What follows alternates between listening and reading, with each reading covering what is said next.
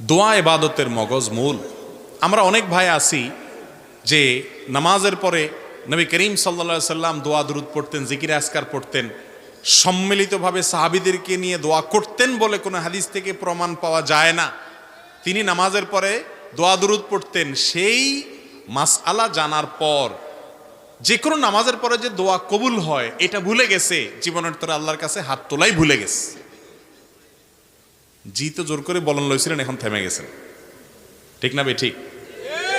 ভাইরা আমার, আল্লাহর কাছে চাইতে যদি আমরা ভুলে যাই, এটা কি লক্ষণ ভালো না খারাপ? বহুত খারাপ, বহুত খারাপ।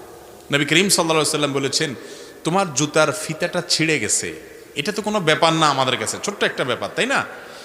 এখানেও দাঁড়িয়ে তুমি আল্লাহর কাছে দোয়া করো, আল্লাহ আমার জুতার ফিতাটা ছিঁড়ে গেছে মাবুদ, এটা একটা বিপদ, হোক ছোট বিপদ,